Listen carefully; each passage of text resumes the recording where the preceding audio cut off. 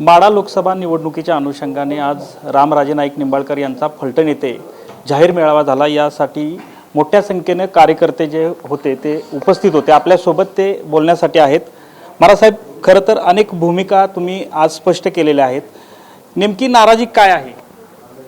नेमकी नाराजी ही स्थानिक स्वरूपाची आहे आणि उमेदवार आणि महाडमधल्या आमदारांची ज्या पद्धतीने वागणूक असते, माझे आणि त्यांचे वाद आहेत, वाद आमच्याच पद्धतीवर राहावे, कार्यकर्त्यावर निघू नयेत, कार्यकर्त्यावर ते निघतात, कार्यकर्ते प्रेमाने जिंकायचे असतात का दहशतीने, असा प्रश्न तयार झालेला आहे आणि ते सर्वस्वी उमेदवाराच्या आणि जयकुमार गोरेंच्या हातात आहे। खरं तर आज मेळाव्यामध्ये बहुतांश कार्यकर्त्यांनी संजीवराजेंचं नाव घेतलं आणि उमेदवारी जाहीर करावी, तुम्ही स्वतः स्वबळावर पण लढू शकता, अशा पद्धतीने बोलण्यात आलं। काय सांगाल याविषयी? हे बघा, हे कार्यकर्त्यांचं मत आहे।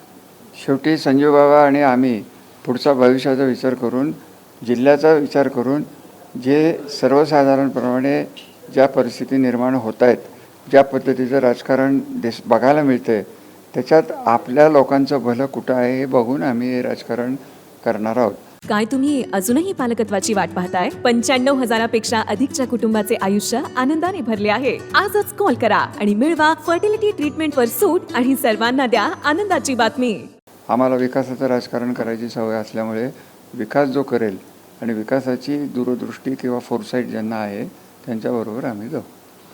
माढा लोकसभेच्या अनुषंगानं बरेच तर्कवितर्क केले जात आहेत। खरं तर या ठिकाणी एकत्र महायुतीमध्ये असून सुद्धा ही ठिणगी पडली आहे, कशा पद्धतीने? ठिणगी पडलेली नाही, ठिणगी होती, त्याचं वणव्यात रूपांतर व्हायच्या आधी हे करावं, लोकांच्या भावना स्पष्ट व्हाव्यात, त्यांना कळाव्यात, त्या दृष्टीने आज मेळावा घेतला आहे ना। ठिणगीचा वणवा त्यांना करायचा असला तर त्यांच्या हातात आहे, उमेदवार त्यांचा आहे, आमचा नाही आहे उमेदवार। त्यांनी भिजवावी ती ठिणगी, आम्ही कशाला भिजवायची? त्यांना वाढवायचं असेल तर वाढवतील। खरं तर तुतारी हा पर्याय खरं कार्यकर्त्यांनी दिला, कशा पद्धतीने बघ? त्यांनी त्यांची वैयक्तिक मतं दिलेली। हा फलटण तालुक्याचा राष्ट्रवादीचा मेळावा होता, अणखटाव फलटणचा, त्यामुळे त्यांनी धरलेला राग म्हणजे आमच्या सगळ्यांचं मत आहे, 1 रुपया धरू नका, तुतारी धरायची का अजून काय धरायचा हा फार वेगळा विषय आहे। हा आत्ताच्या मेळाव्याचा हेतू नव्हता।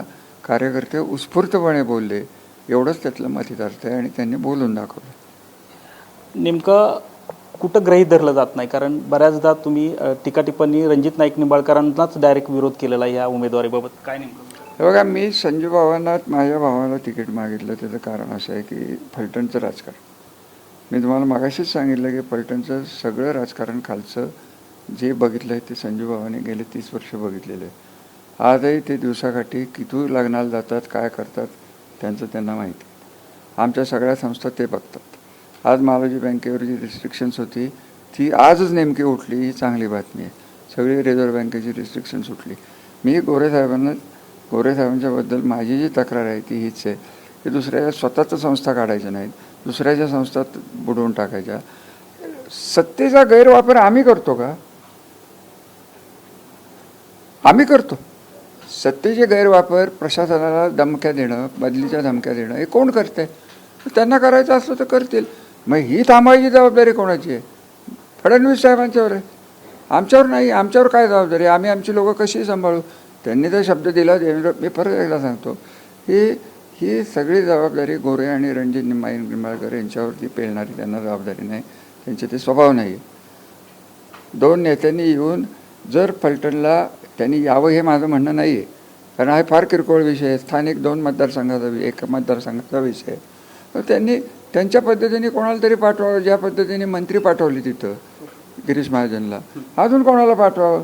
अजितदादा येतील, तटकरे येतील, आपल्या लोकांशी बोलतील बाबूराव, मग आपण निर्णय घेऊ। पण त्या भावना तर तिथपर्यंत जायला पाहिजेत। हे बघा, आम्ही कॉन्शियस डिसिजन घेऊन अजितदादांच्याकडे गेलो, आम्ही भविष्याचा विचार केला। म्हणजे शरद पवारांना भविष्य नव्हतं किंवा शरद पवारांनी आमच्यासाठी काही केलं नाही हे म्हणणंच चुकीचं आहे, आमच्या स्वप्नातही येऊ शकत नाही। परंतु काही गोष्टी आहेत त्या मला इथं आणायच्या नाही, हा निर्णय होऊन गेलेला आहे। निर्णय झाल्यावर त्याच्यावर चर्चा करण्यात काही मतलब नाही। चांगला निर्णय, वाईट निर्णय काळाच्या ओघात जनता ठरवेल। नक्कीच या पुढील 4 दिवसात नेमकं भूमिका असणार आहे असं तुम्ही सांगितलं नाही? दादांशी बोलणार, दादा ठरवतील ते करणार। आजी दादा आपण काय करणार आहे बाळासाहेब? आता हे माणच्या तालुक्याचे अध्यक्ष आहेत, आम्ही काय करणार आहे? आम्ही बाजूच घेतलेली। आमचं म्हणणं आहे असं नको. तुम्ही एक लक्षात घ्या की जर उद्या मतदान कमी झालं, कारण भारतीय जनता पार्टीने राष्ट्रवादीला आत घेतलं कारण मताची बेरीज करण्यासाठी घेतली आणि ती बेरीज झाली नाही, तर ती जबाबदारी आमच्यावर नाही. एवढंच खरं आज हा मेळावा स्पष्ट करतो राज्य पातळीवर. नक्कीच हे होते रामराजे नाईक निंबाळकर आणि त्यांनी एकूणच सांगितलेलं आहे की आज जो मेळावा झाला त्यामध्ये एकूणच या कार्यकर्त्यांचे जे काही भावना होत्या त्या समजून घेतलेल्या आणि लवकरच अजितदादांसोबत याबाबत चर्चा करून पुढील निर्णय घेणार असल्याचं एकूणच त्यांनी सांगितलं आहे. कॅमेरामन अथर्वसह संतोष नलावडे, TV9 मराठी, फलटण, सातारा.